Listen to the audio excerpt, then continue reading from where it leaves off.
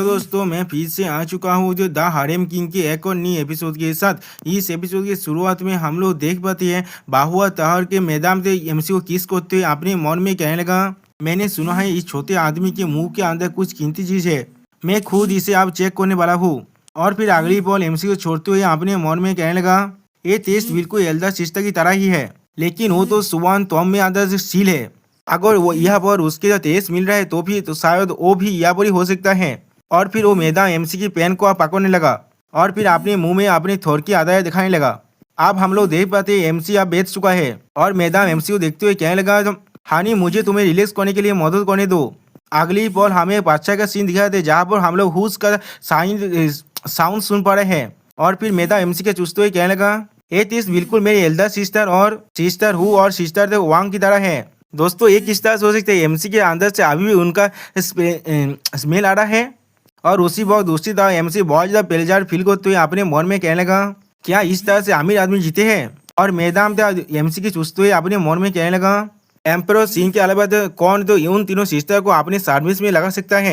मैंने सुना था एम्पर सीन जो इमोत और सेलेस्टिया इलाम का मेरे जो रजिस्टर ऑफिस में काम करता था, लेकिन उसके अपने काम को बहुत करने की वजह से उसे डिमोटित कर दिया गया था मोताल वर्ल्ड के अंदर। और उसी वो हम लोग देख पाते एमसी का टेम्परेचर बढ़ने लगा और एमसी अपने मन में कहने लगा, ओ नहीं अब मैं इसे नहीं रोक सकता।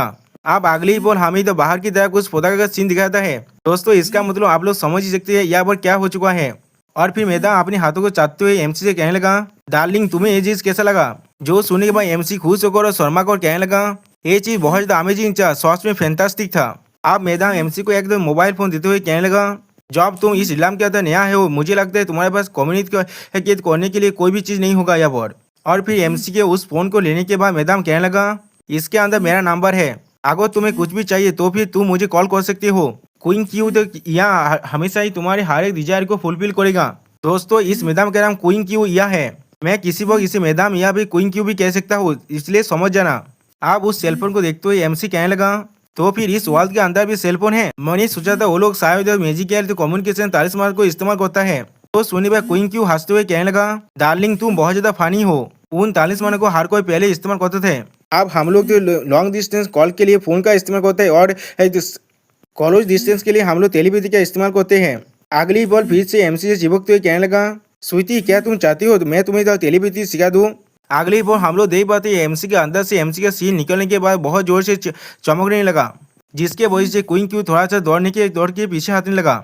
और एमसी अपने मन में कहने लगा, आओ नहीं आप ये फूटने वाला है। और फिर क्वीन क्यू इस सील को देखने के बाद अपने मन में कहने लगा, क्या ये एम्पर का जेट सील नहीं है, तो फिर लियोन यानी जो एम्पर सीन का इनकारनेशन है। और फिर क्वीन क्यू एमसी के हाथ को पकड़ते हुए कहने लगा, इस तरह की ताजर को बाहर रखने का मतलब है तुम परेशानी को बुला रहे हो। यहाँ पर एक स्टोरेज रिंग है जो तुम्हारे हर वैल्यूएबल चीज को रख सकता है, ये कोई मामूली स्टोरेज रिंग नहीं है, इस चीज के अंदर जो भी रहेगा उसका हावड़ा वो चीज आसानी से हाइड कर सकता है। जो सुनी भाई एमसी उस रिंग को देखते हुए खुश होकर कहने लगा, तो सिस्टर आपका शुक्रिया। जिसके जवाब में क्वीन क्यू कहने लगा, इसका कोई भी जरूरत नहीं है। और अपने मन में सोचने लगा, क्या सिस्टर तुम मेरे बादा इन लो हो। दोस्तों आप लोग देख रहे हैं ना, इसने अपने बादा इन लो के साथ क्या किया था कुछ देर पहले। अब अगली पॉल तो क्वीन क्यू सूदाजी के बारे में सोचते हुए अपने मन में कहने लगा, मेरे पूर्व सिस्टर को हजारों सालों के लिए वहाँ पर कैद करके रखा गया है और तब से हमारे फैमिली का हालत भी बहुत ज्यादा बुरा हो चुका है। और उसकी मेमोरी में हम लोग देख पाते हैं फॉक्स क्लैन का हालत बहुत ज्यादा बुरा हो चुका है और सूदाजी अभी भी कैद है। और फिर एमसी क्वीन क्यू को देखते हुए अपने मन में कहने लगा, मुझे लगता है ये सैन गांगबाओ के लिए काम नहीं करता, मैंने सही कहा ना, क्या मुझे इसे अपने साथ ले जाना चाहिए। उसी वह मैदान एमसी से कहने लगा, आप शांत हो जाइए, हम लोग के अंदर एक कनेक्शन है, मैं आपको तो किसी भी परेशानी में नहीं डालूंगा। जो सुनने के बाद एमसी बहुत ज्यादा चौंकते हुए अपने मन में कहने लगा, क्या ये मेरे माइंड को भी रीड कर सकता है। अब अगली बार क्वीन क्यू एमसी के बहुत ज्यादा करीब आकर कहने लगा, तुम्हारे लिए अच्छा यही होगा हर एक सोच को अच्छी तरह से सोचना। पावरफुल इंडिविजुअल के सामने हम लोग उन्हें आसानी से सेंस कर सकते हैं, जो आप ह्यूमंस प्रे करते हैं वो लोग ट्रांसमिटिंग के मैसेज के माध्यम में करते हैं। जो सुनने पर हम लोग देख पाते हैं एमसी बहुत ज्यादा घबरा चुका है। और फिर एमसी क्वीन क्यू को खुश करने के लिए कहने लगा, सिस्टर यह बहुत ज्यादा खूबसूरत है, उसे देखने के बाद मैं अब सांस भी नहीं ले पा रहा हूँ और उनके स्किल के तो कोई भी मैच नहीं है यहाँ पर। तो सुनने के बाद क्वीन क्यू खुश होकर कहने लगा, तुम्हें अच्छी तरह से बात करना आता है, तुम एम्पायर की तरह बिल्कुल भी नहीं लगते। क्या सेलेस्टियर से तुम वर्क प्लेस के अंदर काम करने के वजह तुम इतना ज्यादा शांत हो चुके हो।